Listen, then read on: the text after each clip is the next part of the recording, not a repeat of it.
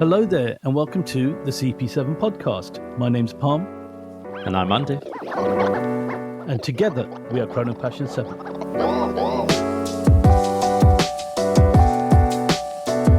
Hello, and welcome to another episode of your favourite watch-related podcast. Today we have our first ever repeat guest. He is the most distinguished gentleman we have had on the show, quintessentially English. We have Nicholas Bowman-Scargill from Fears Watches.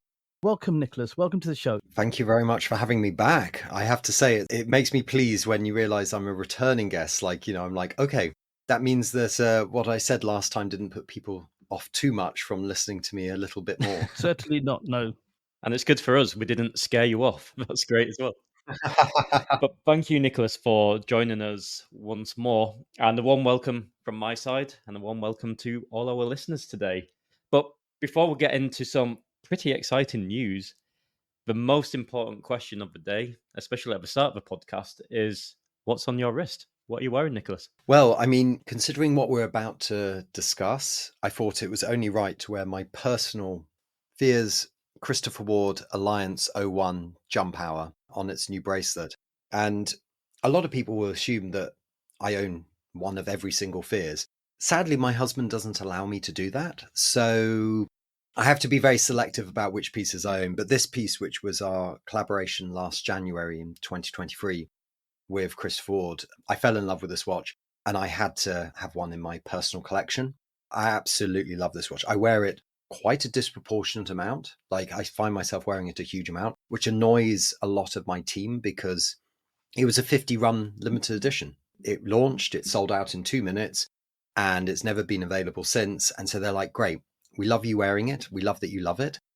But it's really annoying because you go to events and everyone's like, oh, can I have a look at that watch? And it's like, no, look at the watches we actually make and sell today. So you're just teasing everybody with what they can't have, basically. Pretty much, yes. And over to you, Pam. What are you rocking today? I am wearing a 36mm watch, you'll be happy to know, Andy, by Oris Big Crown Pointer Date, which I bought in 1999. It's lasted this long, never needed a service, nothing wrong with it. It hardly loses any time. It's got a really nice vintage look, bit of a guilloche dial, cathedral hands, and pointer date. Just one of my favorite watches. I have a soft spot for Oris because it was the first serious watch brand I bought into, and I still have the watches, which goes to show it was a pretty damn good purchase.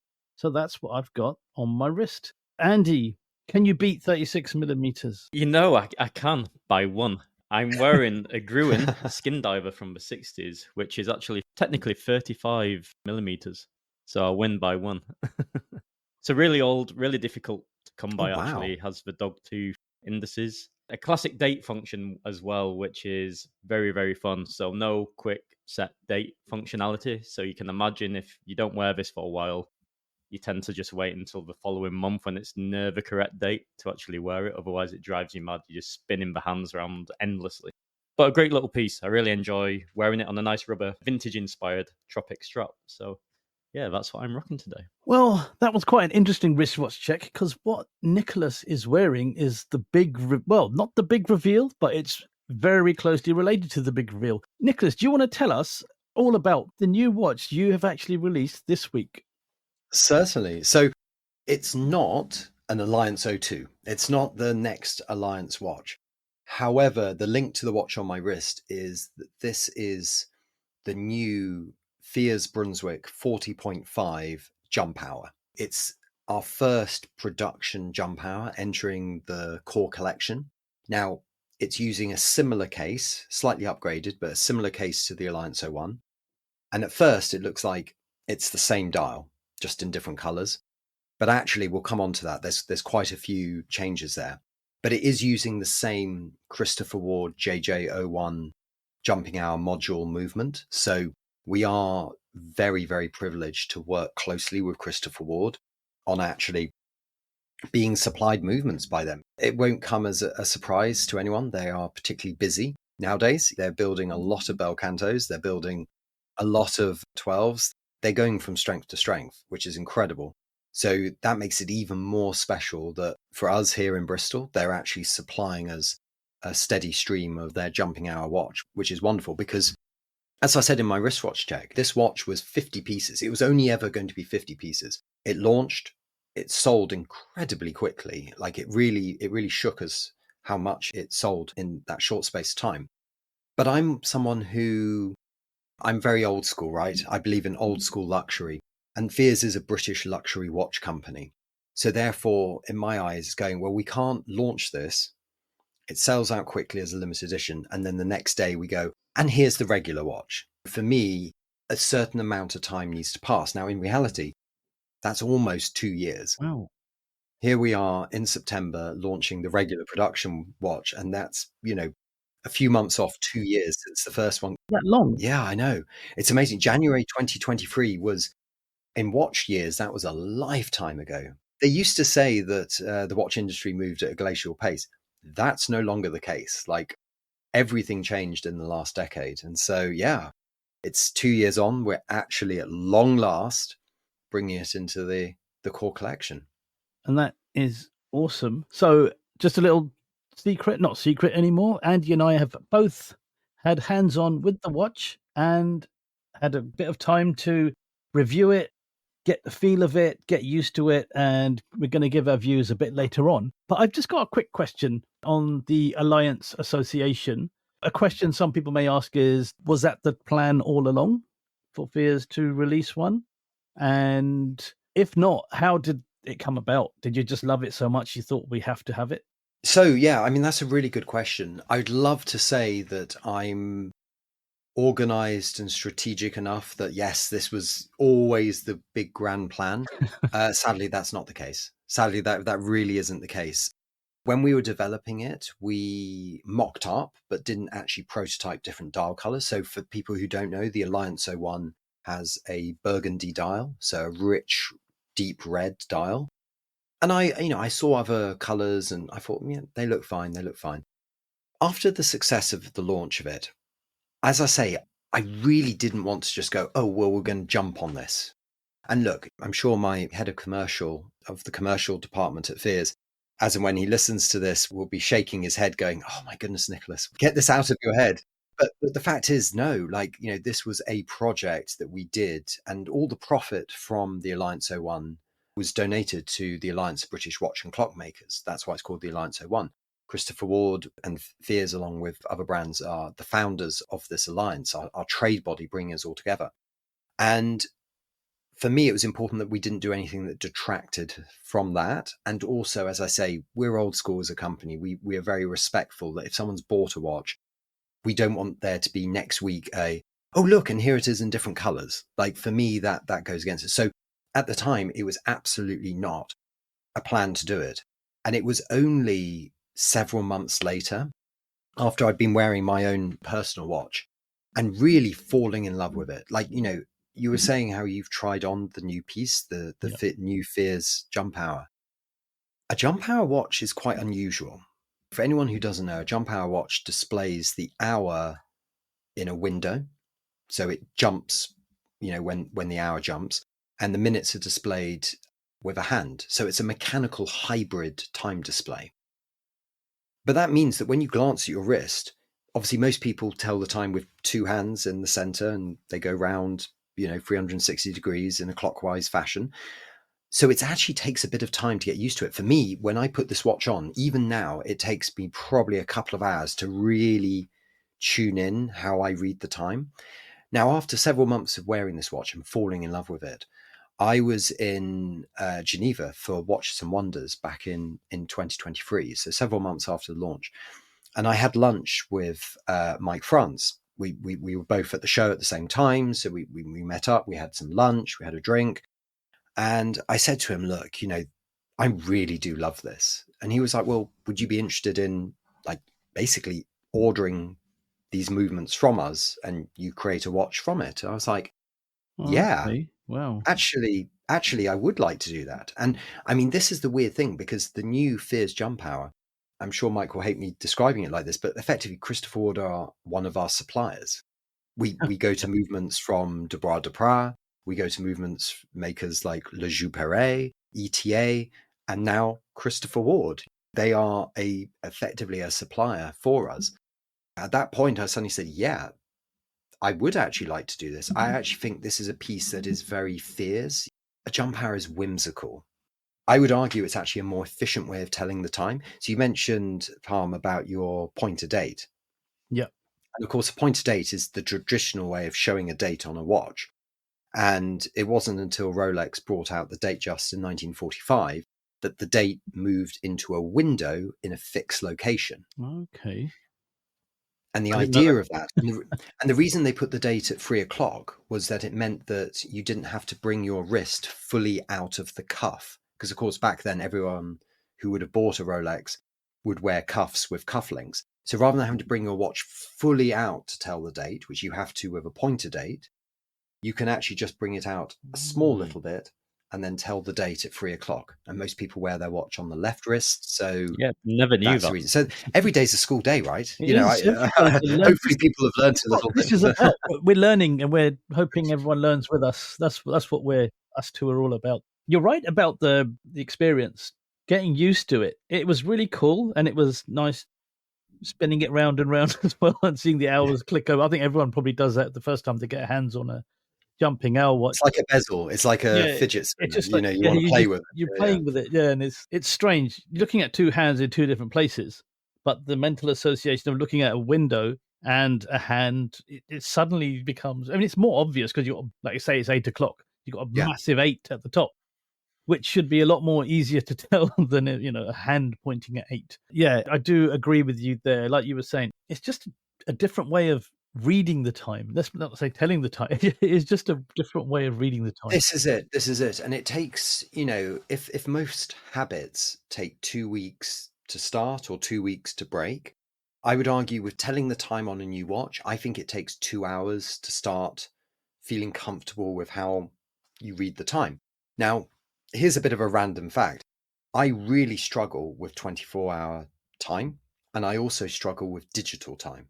So I'm someone who, if I glance at a digital clock, I have to visualize, I have to do like an augmented reality and visualize two hands to tell what the time is. And so at first for me, having in a window, but actually what you realize very quickly, and look, I'm not here trying to say that the Fears jump hour is a time saver for you, but when you glance at it, if you think you're telling the time, you tend to want to know hour and minute. So you look on the dial for where the hour hand is, and then you look on the dial for where the minute hand is and process it, and you tell the time. Whereas with this, your eye, after a few hours, gets trained to just go straight to 12 and look at the number and then look at where the minutes are. So you're saving that like split second of reading the time. Yeah. And as I say, I'm not trying to sell this as like, oh, you're going to save, X number of milliseconds per day by reading the time quicker. But it's really interesting to interact with a watch, especially when it's mechanical, that it does it in this way. And you mentioned about how the hour jumps. For me, I love that because the way the JJ01 movement from Christopher Ward works is it builds up the power over about 25 minutes before the jump. So the jump is instantaneous. It doesn't slowly change over. And the sound it makes, it sounds to me like a camera shutter. It's got that sort of whoosh. And I absolutely love that. I love the fact that if I'm at home in North Yorkshire or in my apartment in Bristol and it's silent and I'm just reading a book, I can hear and feel the hour change. And actually, that's quite a nice thing because it suddenly makes you go, ooh, what time is it? Oh, wow. Okay, it's time for me to go to bed, or it's time for me to have lunch, or, I don't know. I like that way that it's not interrupting you, but you feel more integrated with the watch and more integrated with the time moving forward. It's true that you say that because linking to my experience with it, when, again, is the adjustment phase, as you mentioned, you have to kind of it's very clean and contemporary as well, which I really appreciate in the layout. But once you get kind of past having quite a unique design, which is great, and then you just start to connect with the watch itself. And it was interesting. I was doing a presentation. So I do many presentations in my day job, most of the time in a virtual environment. And just in a moment of silence, I was wearing, I was wearing the Brunswick jumper and I heard the click. And instantly I was like, okay, now I have half an hour to go, because I already knew it was on the hour and I had another 30 minutes before I needed to close. So it's really useful, actually. It's almost like a phone vibrating in your pocket, right? No one else can hear it really, unless they're like tuning their ear in for it, but you can sense it, you can feel it. And I mean, that's an interesting point you made about the with the design. So, we can talk in a bit about how we changed the design, because at first people will go, oh, it's just the same watch, different color. Absolutely not. It's been redesigned from the ground up. But there is something very interesting about this design because it uses so much negative space.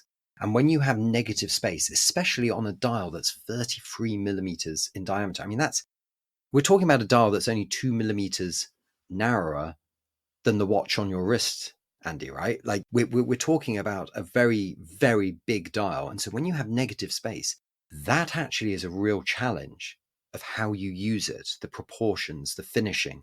Like, I would never say designing a watch is easy. It's never easy. But it's easy if you keep throwing more and more items onto it. And my colleagues, they have what they call NBS bingo in the office. And there's certain phrases that I'll use in meetings. And if I use it, then everyone gets their cup of tea and takes a sip of it. And one of them is about gilding the lily. And I always say, I hate gilding the lily. Like, sometimes you look at a design, you just go, there's one thing too much color, too much finishing, too much detail. Actually, we need to pull it back and use the Chanel quote, famous Coco Chanel quote, which is, before you leave the house in the morning, remove one accessory. And I think that's really important, to actually get a design that feels good, feels calm. And I want to make watches that when you put them on, you feel in this kind of like aura of sophistication. But when you've got negative space, that's difficult, because the natural human urge is to fill it, right? Like, it's like a silence in a conversation. Your natural urge is to say something, to, put something in there. And so, that's a real challenge for us when we're creating it. That's interesting, the negative space part that you mentioned, because we had the Raven Black version, and it's got a beautiful guilloche in the center. For a black, it's a sunburst dial on the outside, and the center where the hand goes round is a guilloche. And even though that's all negative space, it reminded me of like a vinyl record, or like an old vinyl record, and with the grooves as well. There's something very simple about that, yet there's something very, I don't know if it's because it's so retro and it's so cool, but something very fascinating about seeing the label in the middle and just all negative space around it. And the only thing that actually isn't blank is just the grooves in the record. It captured something very vinyl-y about it in a very sophisticated way, but it did it so well, and I think played on the right parts of the mind to make it look good. It's funny that you say that. I actually have the exact same feeling with the vinyl aspect of it. And I think it pulls you right to the vocal point. It gives you a vocal point within the dial where you need to put the attention for telling the time as well. 100%. And I think that's the thing, you're talking about the sunburst effect on the negative space on the outside. So for anyone who hasn't seen the watch and doesn't have access to check the image of it, you're talking about obviously a round dial within a cushion case. And then you've got this effectively an oversized subdial, but in the center of the dial with guilloche, and that's where the minute hand goes. So the minute hand is actually the same length as a normal hour hand. And then cut into that at 12 o'clock is a 4.9 millimeter diameter framed hour window. And so that means that around the outside of all of that is negative space. And we do the sunburst. Now, most sunburst you see on a watch, obviously you can see where it radiates from the center. But with this, the center is the dial. It does something very clever. And this was something actually we worked on the Alliance 01. We tried different versions of the sunburst. Sometimes the sunburst came out from where the hour window is. Sometimes it wasn't sunburst, it was just grained effect or something. But for me, it was really important to have the sunburst equal the whole way around, because what it does is the moment you look at the watch, it just naturally brings your eye into the center where the minutes are. And really, at the end of the day, the minute's almost more important than the hour, because like you were saying, Andy, about like giving a a presentation, you know, like put it this way, people don't tend to say, oh, I've got 5 hours before I need to do this. They tend to say, I've got 5 minutes before I need to do this, right? So the minutes are really important. And so it does this thing where it creates not necessarily an optical illusion, but your eye naturally is You're drawn brought straight to the center of into the it. dial. Exactly. Drawn. That's the perfect word. Yes, that's it. And Exactly. I think another detail as well to what helps with that negative space is the way you have such a nice polished outer bezel, and then that links to the Yeah. center polished bezel as well. So everything's kind of perfect symmetry, if that makes sense. It's really well balanced, the dial, and it's very hard to achieve that. Something we, you know, it's not one of our main things we're known for, but one of the things that Fears is known for is the finishing on the dials. You know, our dials are handmade, hand finished. You know, the dials cost more than the movement. These are expensive dials. And quite often our dials will have our own bespoke applied numerals or indices. They're usually with diamond cut, sometimes with facets, plated in precious metals. But we're talking about a watch that the hours are on a printed disc, right? So straight away you've removed that kind of that element that we would normally do. And you're not going to do applied minute numerals. They'd be far too small. It'd be too fiddly. That would be gilding the lily, right? So therefore, you go, but we want to have some applied elements on this dial. We want to have some 3D-ness, something, you know, we've got the different finishing of the base dial surface, but we want to have something else. And that's why we have those, we call them the hour frame and the minute frame. And they are CNC cut, diamond polished, and hand brushed on the top surface. So even this applied, it's a very thin little frame. Before it's rhodium plated, it's then hand finished to give it that sort of brilliant shine. But this actually is quite an interesting point about how the dial evolved from the original. So on the original, you have the minute markers and minute numerals for the 5, 10, 15, 20. They're all next to each other. But it means that on the Alliance 01, when the hand gets up to, let me have a look at my own watch, 55, 56, from 57 to 3 minutes, there's no markings. And that was something that I didn't think was a mistake. But I was like, actually, as someone who's wearing this watch all the time, I actually want to know all 60 minutes. You know, I want to know when the hand's getting right up to 60 minutes. And so our designer, Lee Yuen Rapati, he basically came up with a genius thing of adding a third applied element that is a minute ring that has the numerals, but then it brings the actual minute indices inwards. And I mean, this is getting very sort of inside baseball. This is tiny little details. But the difference is, it just means that at a glance, especially when it's coming up to the hour, the watch is far quicker and easier to read. If you do want to see what this watch looks like, of course, it'll be on the thumbnail of the show and in the show notes. Andy, where can we find the show notes? It is at www.chronopassion7, as in the number 7.com. Awesome. And you can see how amazing each element Nicholas is describing is. It really is something so well done.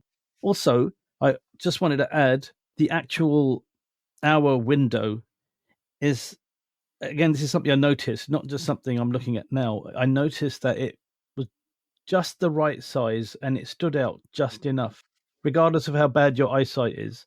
The minute hand was quite small, I thought. You went straight to the hour window first, and it really was prominent and it stood out and it kept you informed of what hour you are in. So even if it was like 5 to 2, and like you'd think, oh, it's practically 2, and on the watch it would say 1. Retrained, like we were talking about earlier, just retrained your mind. You almost have to think of it as digital time, like, oh, it's 1:55, rather than it's 5 to 2. And it's interesting you say about reading it, because, you know, I'm not particularly old, but at 37, I'm aware that I'm getting older and older every year. And, you know, I wear glasses and, you know, my eyesight is still luckily relatively good.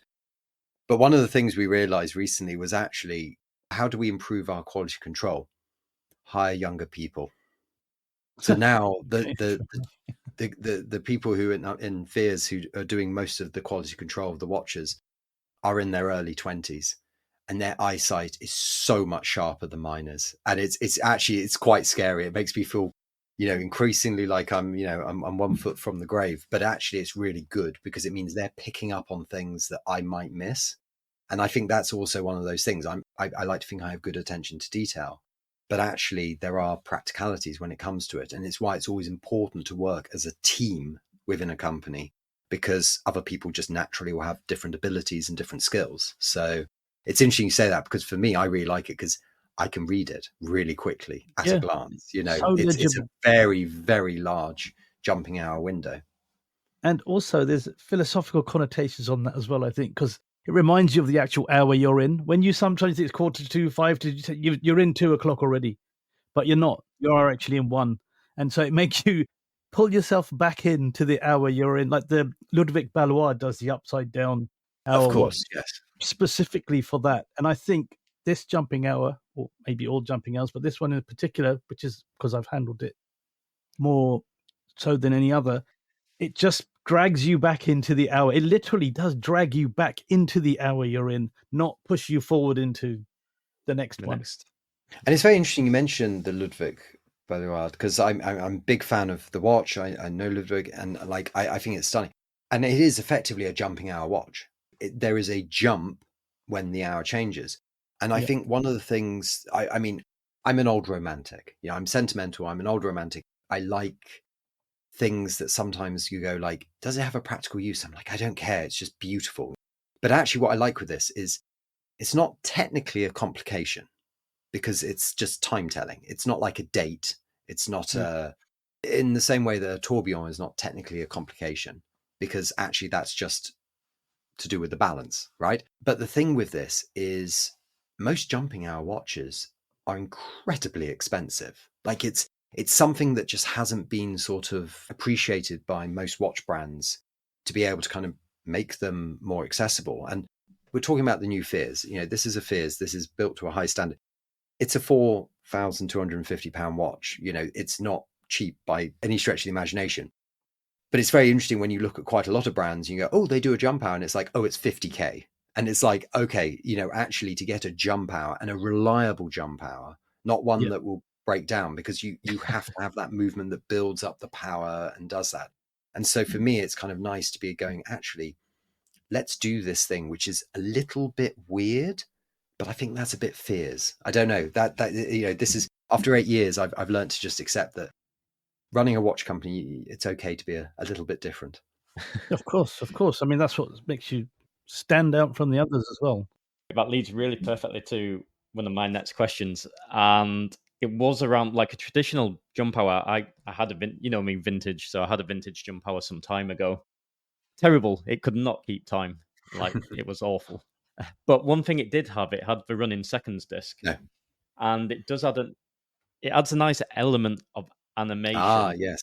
And I wonder, is that something like, as regards of maybe not for this particular watch, but in general in the evolution of the jumping hours within Fears as a whole, would that be something you'd look into again, like having a running seconds disc, or do you prefer more of a minimal approach of the jumping hour?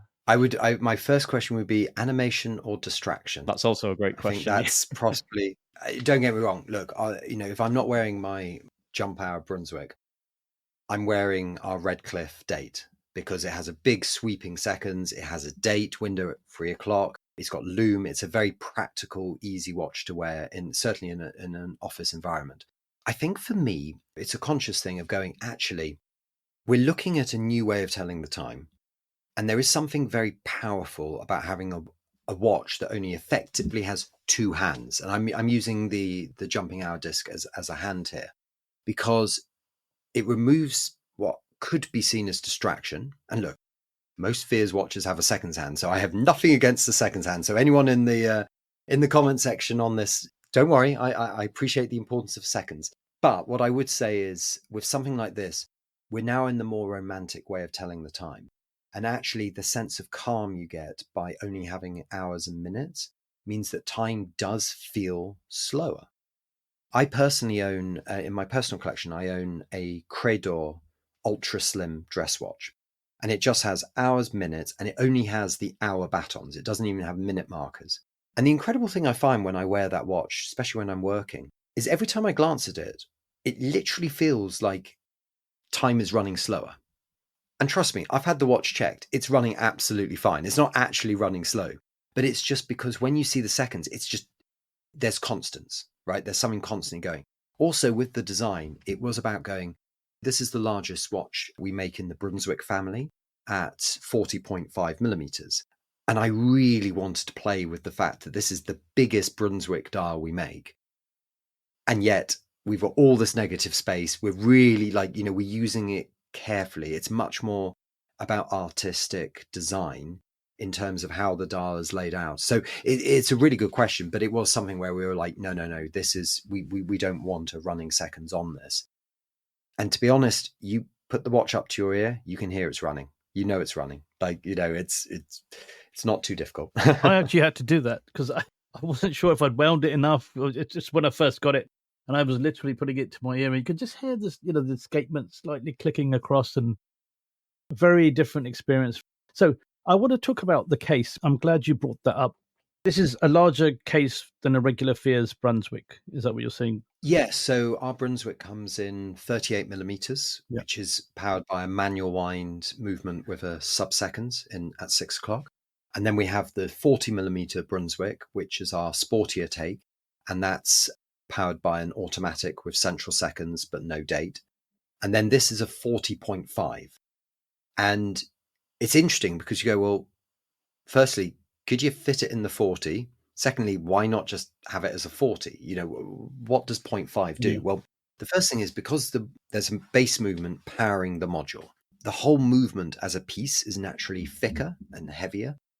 And if you were to you could put it into a 40 millimeter case, but the proportions would be off.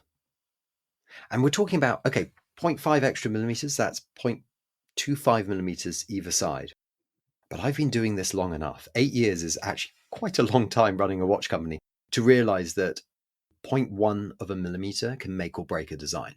And most people may not notice it, but it's a bit like, even if you aren't a musician, even if you aren't a singer, you know when it's off, right? You know when that instrument hasn't been tuned. You know when someone's singing out of key.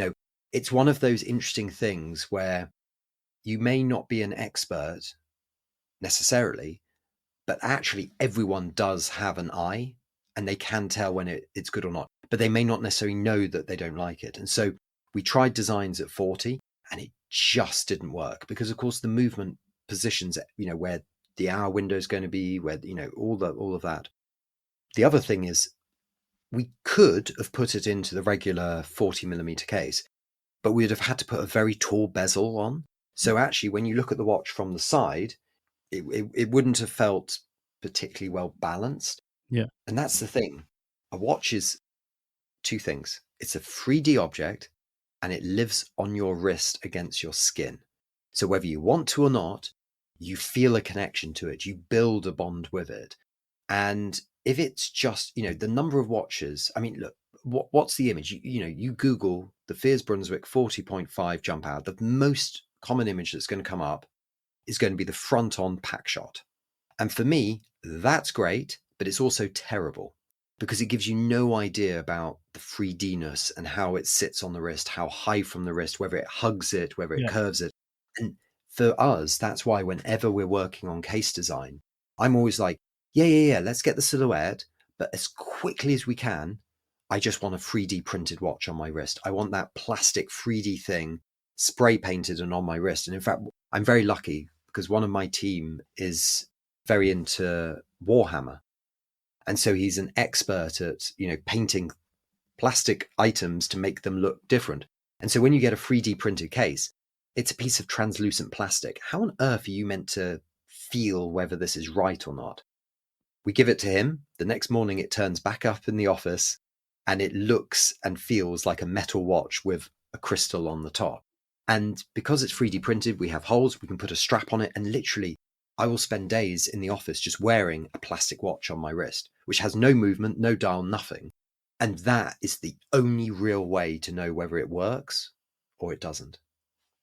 Yeah. I mean, the reason why I brought up the case shape was the only time I've really had much chance to get hands-on with the Fears watches when I've seen you either at the British Watchmakers or at Time to Watches in Geneva. And this is something I wouldn't have picked up on in a day or 2 days. This is something I picked up on over a period of days, that the underside was so well curved and so well finished. And it didn't sit too high. I understand it's a jump hour watch, so it's not, you won't be ultra slim. And then it just suddenly merges onto your wrist, because it was, what I'm trying to say is, it was so comfortable that even though that's the largest one, was that typical of a Brunswick in terms of all of those things I've just spoken about? So this one is the thickest, but it's the thickest by, I think it's about 0.5 of a millimeter. Yeah, we're looking at a watch that's just over 12 millimeters thick. But anyone who's handled a Brunswick, the big thing about a Brunswick, curved crystal. So the measurement that goes to the top of the curvature, then a curved bezel, and importantly, curved case sides. If you have flat case sides, it makes a watch feel very, very thick. Now, interestingly, with our Redcliffe, that has flat case sides, but it's actually an incredibly slim watch, under 10 millimeters. So actually, it doesn't have any sort of negative impact there. So it wears very similar to the rest of the Brunswick range. I mean, I wear cuffs with cufflinks every single day of the week. And for me, it's important that my watch naturally slips under the cuff. I was born and bred in London. I grew up in London, and I remember, when I was young and first getting into watches, the importance of going on the underground and being able to quite quickly shimmy your watch up into your cuff, right? And this is before the days of everyone getting their Rolex nicked, basically. But it's just that thing of when you grow up in London, you're just, I'm not for a moment going to suggest I'm anything near street smart, but you're just aware of your surroundings, and you're like, actually, I don't want my nice, Omega to be on display. For me, it was also important, if you think of it this way, if the watch had a longer minute hand, it would probably be nearly a millimeter thicker. And think of that for a moment. Why would it be thicker? Well, it's a curved crystal. So where is the greatest distance between the dial and the inside of the crystal? In the center area. Yeah. And our minute hand is the same length as a normal hour hand, which means that we can bring the dial and crystal closer together as a result. And that's how you're able to do a jump hour like this, with the thickness of the movement, without it suddenly encroaching on 14 millimeters or something like that. Because it's fine if it's a chrono, but actually when it's a watch like this, you want to be able to, it needs to be able to be worn with a dress shirt or in environments where it's not chunky. I never want a Fears watch to be described as chunky. No, I was just checking my own watch to see to compare what you're saying to it. Sadly, I have this effect on people. I'll point out things that for me, I'm looking at and thinking about every day of the week when I'm looking at technical drawings and imagining how things will work. And I'll suddenly start talking. People are like, oh my goodness, I'm now looking at my own watch thinking, I never, how does this work? How does it fit? Yeah. So I got the bracelet. I got it on the bracelet, and I got to say, the bracelet, I was surprised again how I connected so well with it. Andy got hands on with both.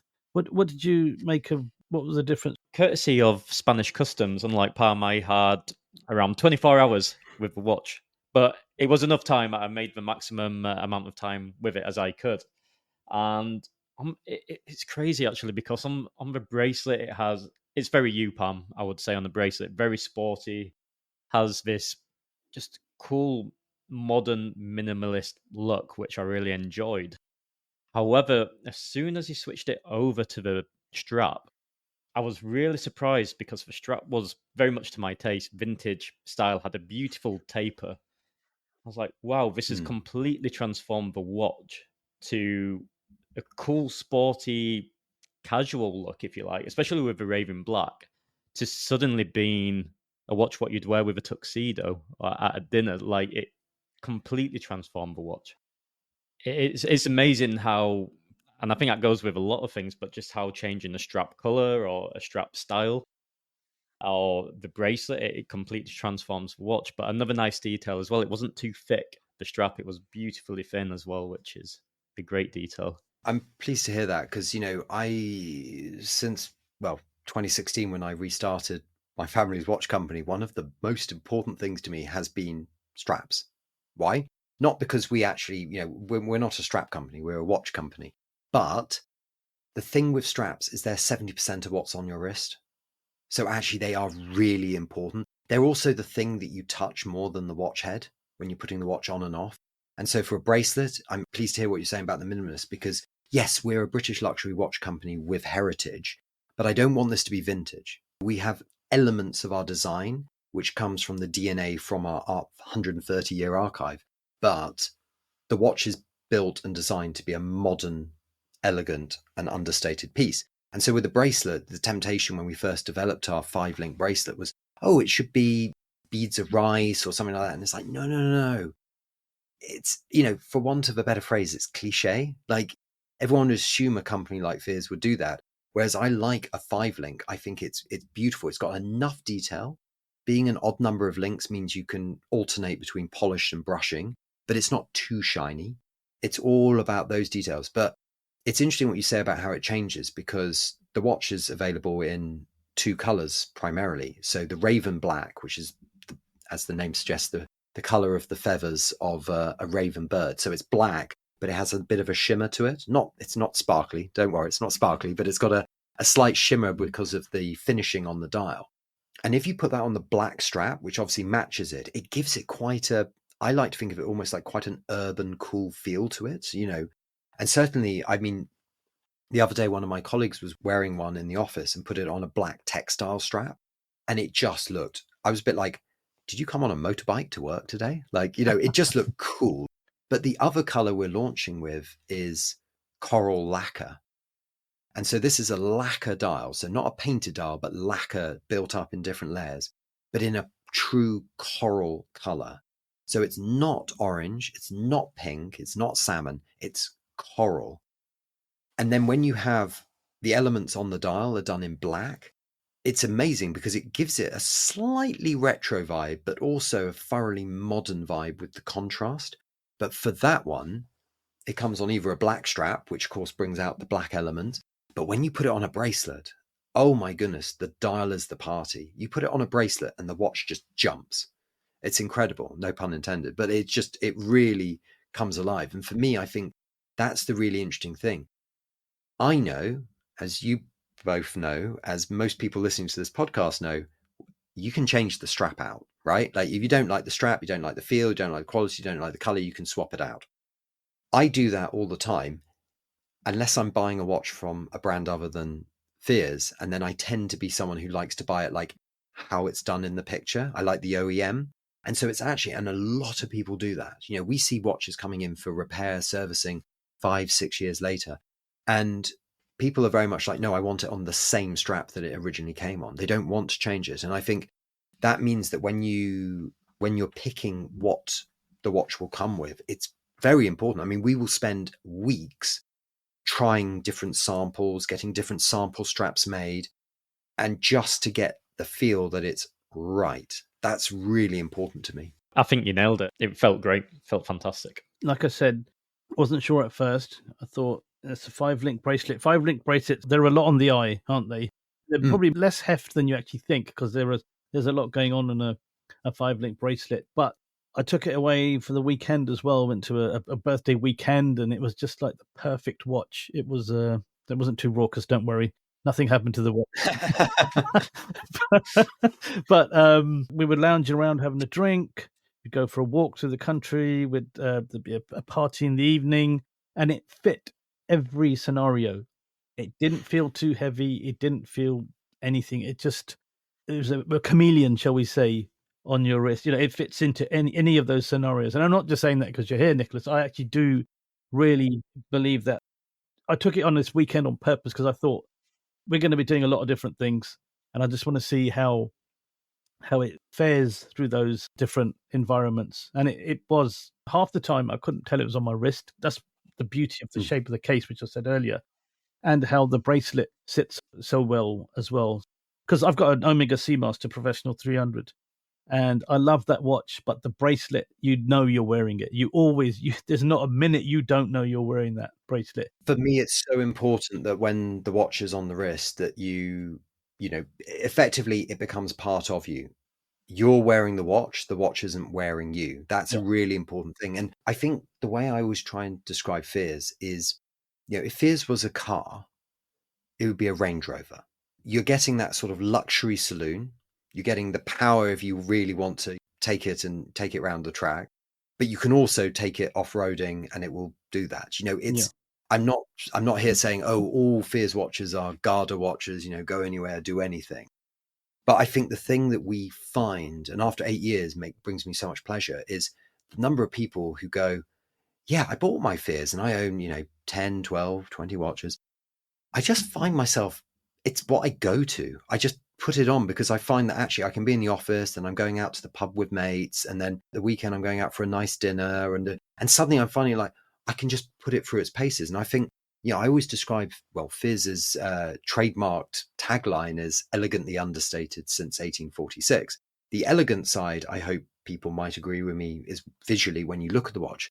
The understated, this is about how we build our watches. You know, our watches are built in a very an over-engineered way. So on all Fears watches, the bezel, like the case back, screw onto the case. So most watches, the bezel will be pressure fitted on, so it'll be like a friction fit, but ours screw down. Most of our watches have screw crowns, and the ones that don't have additional seals as if they were a screw down crown. So the Brunswick 40.5 jump hour is 100 meter water resistant. We test it far beyond that. You know, it's over-engineered, but this isn't designed to be a tank. It's not a tool watch like a Submariner, but it is designed that actually you can wear it, you know, and we put all of our watches through 250 hours of time testing before they leave Fears. So that way if there's going to be an issue, 250 hours, think people aren't working 24 hours a day, 7 days a week. That means about 3 weeks of testing after we built the watch before we'll let it go out. If there's going to be an issue, 99 times out of 100, you're going to, actually, I know the stats, it's actually about 99.8 times out of 100, you're going to get it and catch it before the watch actually leaves. And for me, that's very important. It's like a 1980s Mercedes. It doesn't look like a tank, but it's built like one. A good way of putting that, actually. I looked at those 80s Mercedes, very classic. Oh, the W124. Please give me one of those any day of the week. Gorgeous machine. Gorgeous machine. Beautiful. So that leads nicely, Nicholas, to the next piece, because I believe it's not just for Brunswick Jump Hour what's been released, right? You have something else up your sleeve. Oh yeah, I'm a sucker for punishment. My poor team have to put up with me going, no, we're not just going to launch a new jump hour, which is a new piece in our core collection. We're also going to launch a whole new dial, and a significant dial, in our Brunswick 38 range. And it's this thing where I go back several years, and you know, the first original Brunswick came out in 2017. The next dial color didn't come out until 2019, and we actually threw a massive party in London for effectively a new dial color. At the time, the company was just me, you know, we were much more.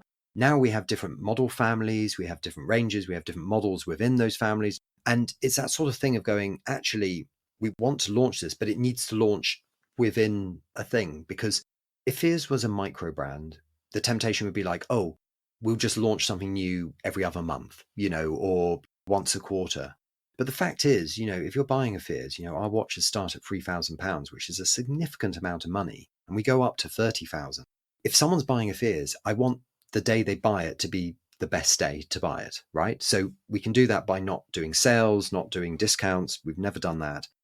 But also it's saying we're not going to launch too much, like dotted out throughout the year. I'd rather group things together, because that way it means you, at that moment, you go, oh, wow, okay, now I see everything together. And it's going to be months and months and months, if not maybe half a year before there's something new. So the new dial, a year ago, we launched in our Brunswick 40 case, the automatic with central seconds, a dial called the Aurora, which is made out of 2 pieces of the rarest oyster pearl called Pink Tartar Maxima, hand tinted to a shade of blue. And this watch just captured people's imagination. It's a beautiful piece, you know, using natural rare material. And I kept thinking, the biggest significant thing about that was our first mother of pearl watch. I wanted it to be in the biggest case, and I wanted it to be not a traditional kind of like, oh, it's a tiny little lady's watch and it's covered in diamonds. You know, for me, it's always going, no, how do we use materials in a different way? But I was very aware that actually the Aurora is wonderful, but we were finding a lot of women were buying it along with men, but there were also a lot of women who said, I really want one, but my wrist size just, I can't take a 40 millimeter with a 47 millimeter lug to lug. And so I thought, okay, well, let's actually look at the 38 millimeter, case, which proportionally is smaller. It's got a much shorter lug to lug. And I was like, but I really want to have these two sections of mother of pearl. And why? Because you have two sections at different heights. It plays with the light. And that's the big thing about a high quality MOP. It doesn't look milky. It's iridescence. It feels like you're in the middle of a cloud. And so that's where the Brunswick 38 Orchid came from. And as the name suggests, it's got a very pale pink shade. But again, there's pink and there's pink. And I was talking to our dial maker and they brought in samples and they were hand tinting them. And we were very specific about the kind of pink we want. You can give a Pantone shade, but we're talking about a natural material, right? Like, this isn't going to your printers and saying, print me this Pantone ink color. And some of the pinks were just, they were gaudy. They were just obvious. And Nothing Fears does should ever be obvious. It shouldn't be in your face. And then we found this perfect shade, which we called Orchid. I would say it's probably one of the most sort of universal pinks in that you put this watch on a pink strap and it looks incredible. But you put it and it comes on a black, grayish blue Alcantara. And it's a bizarrely masculine watch. And I know that seems weird when we're saying it's got a pink mother of pearl dial, but it's that thing that actually, you change the strap, you completely change the look and feel of the watch. So yeah, it's an exciting addition, and it means that we've now got two pieces that are very, very different, but the Aurora and the Orchid, they sit very nicely together. We were very lucky to have a sneak peek just before recording. And I personally would definitely rock that watch. One, I like smaller form factors, and I'm not scared of wearing pink. So a great, great piece. Just the curiosity what sparked me when studying the watch was, what's the difficulty of first sourcing the pearl? Like, what is the process to find that perfect dial? The second point would be, what's the difficulty to actually doing the tinting process? Like, once you find that color, you like jackpot, you've got the color. But then, is it difficult to keep the consistency, like in the finishing process, to ensure it's always the same color? So, kind of a 2-pointer there. No, certainly. So, I mean, the interesting thing with sourcing the mother of pearl, so we work with this incredible dial maker in Germany, and they make for some very top end brands, and they can source materials from the best in the industry. And I got a taste of this because when we were working on the Aurora project, they met with me in Switzerland at this component fair called EPHJ. And we said, like, this is what we want. This is how we want it to look. And they said, okay, we know the supplier of mother of pearl. They also do stone for stone dials, but I need to introduce you to them. And I was like, why? Like, they're your supplier. They're not my supplier. Like, I'll be paying your invoice, not their invoice, like, why do I need to meet them? And they said, just come and meet them, talk to them. They're a German family run company. And it's just important. I was like, okay, fine. You know what? I'll do this. So I go meet them and I start looking in their display case, and they show some samples of mother of pearl and stone and stuff. And when you very quickly start going, well, I know what different dial shapes look like from some of the very, very top brands. And I'm looking at the exact same dial shape here, just not printed with the name on the dial. And you suddenly realize that effectively what was happening, I was being vetted for me and my company as to whether they would supply it to the dial maker to then make a dial to supply it to us. And you suddenly realize, like, actually, this is the crazy world, because what they don't want is supplying this top grade of mother of pearl. This is it. And then it's suddenly going in a watch that's going to be, sold for £300-400. That's just, well, firstly, that watch wouldn't cost anywhere near as much as the dial would cost. So, no one would be able to do that. But I think it's a very interesting thing of going, like, and some would argue that's very elitist and the industry is very, overly protective. But I think it's also this thing that most of the suppliers we work with are family run companies, and those relationships are very important. And it also shows the passion that this company have. Their business is sourcing, cutting stone and mother of pearl. That's all they do. And yet they're very passionate about who receives product. But the thing is, once the dial maker receives it, they've got to then cut it into discs, but they've also got to slim it down. And so the actual mother of pearl is under 0.2 millimeters thick. It's translucent. Mother of pearl is naturally translucent. So if you hold it and it's white, you can see your fingers under it, holding it. It's incredible. But the thing is, people go, well, why wouldn't you just use it white? Well, you can use it white, but I've just said it's translucent. So if you look at a piece of glass, you see a reflection, but you can see through the glass. The moment you put, say, a piece of black card behind the glass, it's a mirror. Think of it that way. You've got this translucent, milky white mother of pearl. The moment you put tinting behind it, all the iridescence comes out rather than being lost in it.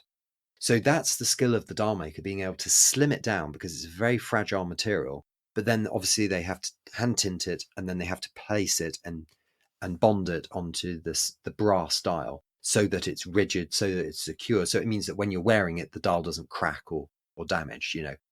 Yeah, our mother of pearl dials are the most expensive dials we make. And the wonderful thing is, with the Aurora, it's proved very popular. Lots of people like it. The downside is we have to order these in batches of 25 at a time. You know, the dial maker just can't say, oh, we could supply you 500 or 1,000 of them. There just isn't the material, and there isn't the time capacity to be able to make that many. So as we do with the Aurora, the Orchid will be limited production, but not limited edition. Wow. It sounds incredible that you were selected as well in this process. It's quite that's fantastic. Yeah. Some kudos there. Pink is very, I mean, you did the Brunswick pink a couple of years ago yourself. Yes, the flamingo pink. Yeah, so this is within the DNA of what you do these days anyway.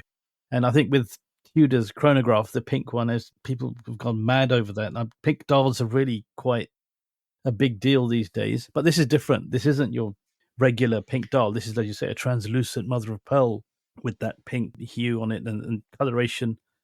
Mother of pearl is one type of stone. A lot of companies now, I mean, like more recently, Baltic released some stone dials. They're stunning. 3, yes. Stunning. Yeah. Nevada Grenchen have released a lapis lazuli dial and meteorite. Is that something you could see yourselves making in the future? Are you going to release some stone dial watches? I imagine, and is there a lot of demand for it? I can imagine there is. There is demand for it, and it's something that we spent a big part of this year looking into. However, it's unlikely to happen anytime soon. And the reason is, call me fussy, but if we do a stone dial, it has to be working with the same manufacturer. It has to be not just A quality. It needs to be, you know, before the alphabet's even begun. Like, this needs to be absolute, you know, the best material. And we picked a few stones and we said, could you offer a quote for doing, you know, 25 dials? And one of the dials came back, and the quote for per dial was the same price as a Brunswick 38. That was the cost price to me as a watch company. Wow. And it was that moment where you go, oh, wait, hang on. If you want to play with the big boys, you're suddenly going to have to charge big boy prices. Suddenly it means that a stone of certain qualities and certain stones, to do it how we want to do it, you're now doubling the price of a watch. And the thing is, as much as I am a romantic, as much as I'm an Eisfist, I like beautiful things.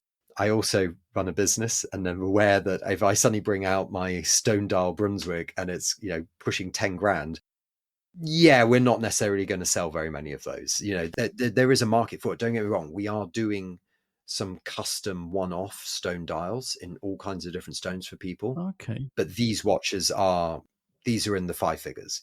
And so for the person who has to have it and wants it, I'm delighted that we get to do it. But sadly, it's not something that we can realistically do at the moment. Now, there could be different options in the future, but for now, it's sadly not a route we're able to go down. But never say never. I mean, there's a reason I go to Switzerland 5-6 times a year. I'm when something can't work out, I'm always the first person to go, well, what's the solution? How do we make it work? So all I'd say is, like, don't watch this space. but I'll never say never, if that makes sense. There's no stone dial in production or in the plans, but it's something I'm always looking into and interested to see how we can do it and make it work. Okay, don't watch the space, but the avenue is never closed.